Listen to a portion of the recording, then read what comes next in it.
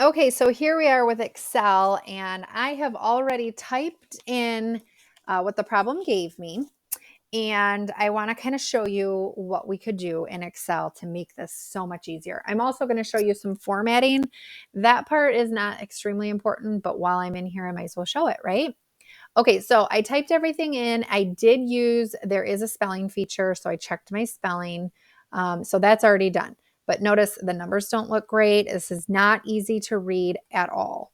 So first thing I'm going to do is I'm going to add a line. So I right click over top of the number 1 and I'm going to add, it's called a row. So I'm going to add a row here so that I can label each year. There we go. And there we go. Okay, now I can't see everything, so I'm going to fix that too. So in column A, so this is the up and down column, I would like to make this larger. So I'm hovering between A and B. I can either drag it or I can just double click. And at that point, it will go as large as it needs to be. I'm going to bold the assets and liabilities. And I used Control B, which is a shortcut. Or if you've got the option up here, you can just press the bold button right there. I also want to add another line above 9, just it's easier to look at this way. So I like that I can see my total assets and my total liabilities. And then I'm going to take the total assets and the total liabilities, and I'm going to indent them in just a little bit. So there is a button for this. I'm going to do maybe 2 of them. That looks good. And I'll do 2 of them there as well. All right. Also, I've got problems with my numbers. I can't even see all of these. These numbers are too large. So again, I'm going to double click over between B and C, and that will give me a proper size. And then I'll do the same thing for between C and D. Double click. Here you go. All right, the numbers aren't easy to read still. So I'm going to highlight over all of these numbers, and I'm going to use formatting. Now, there are some shortcuts, so I could use the dollars, which gives us a number format. I don't like that one because it gives decimals. I could just use the comma style. I like this one, but again, gives me the decimals. So I might just go ahead and use my shortcut here to decrease my decimals. Another option is to actually go in here. So I right clicked and go in and format the cells, and you can change the number to any kind of number you want. So I can change it to this number where it shows my negatives with parentheses. You can show my negatives in red. I'm going to keep them as black, so we'll just leave them as they are now. Okay, the other thing is that I actually typed in the total assets, and I also typed in the total liabilities. So I got to make this a little bit bigger. There we go. So what I'm going to do, I don't want to use the total just from writing it out. I actually want the total to automatically total for me. A couple different ways I can do it. I can do an equal sign here, which tells Excel to become a calculator. And then I can start grabbing the cells that I want. So I can click here and then use a plus button or plus key. And I can just add up all the cells that I want. Notice I cannot get to this one because it's in the way. It's fine. I'll just type it in. It's B7. So see, I just typed it in my, I think this is menu bar. Nope, it's not called the menu bar. No, I can't think of the name. It is the formula bar. There we go. And then I'll hit enter because that's how I wanted to add them. I was grabbing each one of them. Or if I wanted to instead use the auto sum feature, it will automatically sum what it thinks I want, which is correct. I wanted that to that. So now I can't see it. Sorry, there we go. B3 to B7, so that's great. I want to do the same thing next door. So I'll do the same thing there. I want C3 to C7. There's a shorter way to do it, but we'll worry about that later. Let's auto sum these ones. And then again, auto sum. You see where I'm clicking the auto sum button up here? Auto sum these ones as well. You can also just type it in. It's the sum function.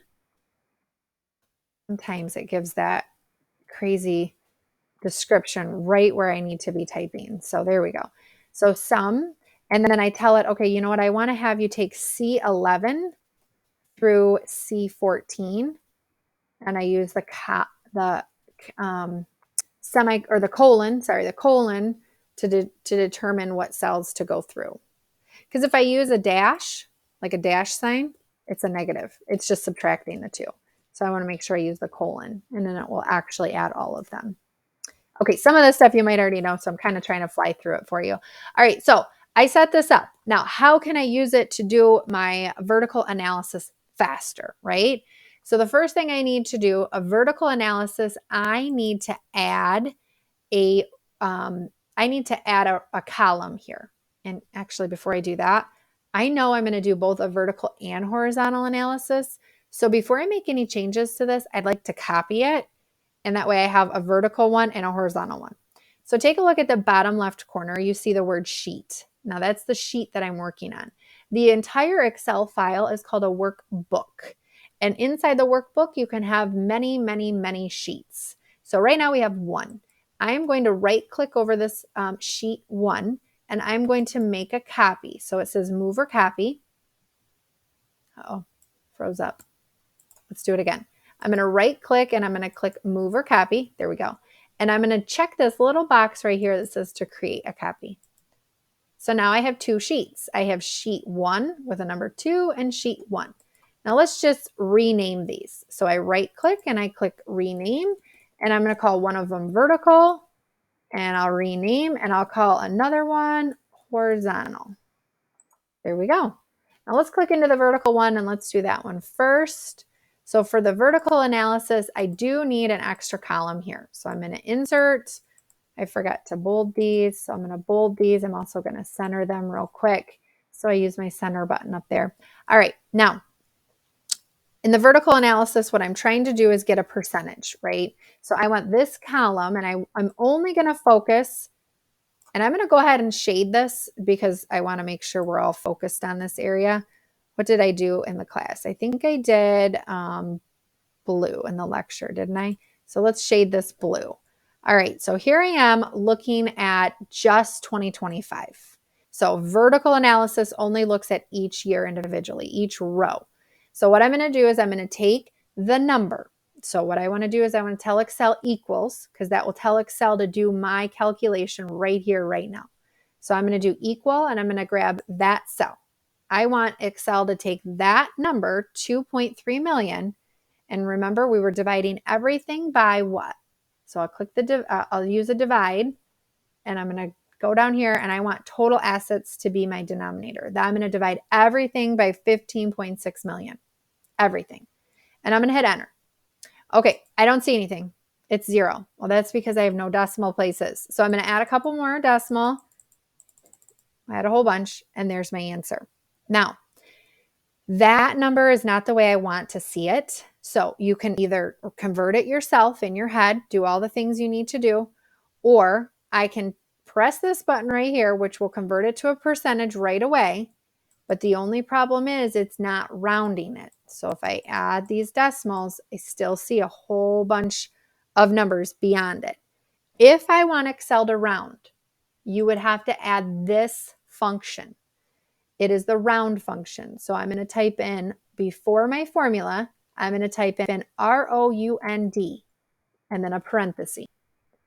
If you can see this very well, you might have to zoom in, but I'm going to type this in, and oh, here's a better look here, round. And then after the formula, so B3 divided by B8, that's my formula. I would like Excel to round this to 1 decimal place. So I'm going to click 1. And then I'm going to use my brackets, hit enter. Oh, nope, I'm sorry, not 1, 3. That's right. We need to have it round to 3 decimal places because it's the 2 for the percentage plus 1 extra. So there we go. Now I end up with 1 decimal place. Okay, but I don't really want it to be rounded because I want you guys to see the right answer. So I'm going to go to undo, and I want it to stay like that. Okay? All right. Now, I would like Excel to continue to do this, and I'd have to do this over and over again, which isn't bad. It's still faster than doing a calculator. So you take each one, take that number, 1.5, and divide it by the 15.6 million. And I have to change the formatting again, and I'll teach you a trick to that in just a second. And you'd keep doing this over and over and over again. Okay? Or if I don't want to keep doing it over again and then having to reformat it over and over again, what I can do is go back to that very first one, and let's just make some changes. So what we know is that B8 is the number I for sure want to use as the denominator for every single cell. So what I will do is I will freeze that number. Now I can put a $sign in front of the B and in front of the 8. So you see how I did that here? I put it in front of the B and the 8, and it will make sure that it does not move away from that number at all.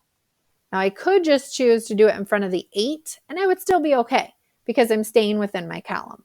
But I'm going to be super, super sure, and I'm going to put a $sign in front of both. That way, watch, as I copy this formula, so I'm going to copy, I'll just do a Control C, or you can right click and do copy, and then I'm going to paste it right here. And when I paste it, it will move down. So you see my new formula is B4. So see how it moved down 1? But it did not move away from my 15.6 million. So now what I can do is I can copy this formula all the way down, and even in the liabilities. And what I see is that as I click into each one just to check them, it takes the number, the current, the line amount, and it divides it by the 15.6 million every single time. So you see, even in my liabilities, it's taking that current amount, dividing it by the 15.6 million. So pretty cool, right? Really easy to do. Now, I did that, and I did it all for 2025. All I got to do is round it, stick my numbers in Connect, and I'm good to go. Now for 2024, watch this. I will just take this entire row that I just did, copy it, and paste it over here, and I have my answers for the next row.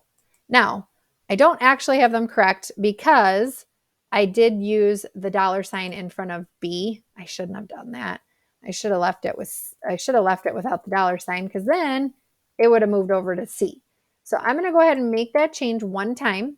So let me show you what I'm doing again. I'm going into the very first cell, and I'm going to fix it, because what is the first thing doing? It is taking my 2024 number and it's dividing it by 2025. And I can't do that, not in a vertical analysis. I need to get rid of, it should not be B8. It needs to be C8. So, or no, I'm sorry, D. I'm going to move over one more, D8. So see, now it's in the proper area. I need to be the 14.7 million. So I'm going to hit enter. Now I'll just copy this formula down. Copy, paste. Now I have the correct numbers. Okay, so let's highlight this one. We'll make this one green. I guess that's the best green I have right now. Ugh, it's kind of ugly.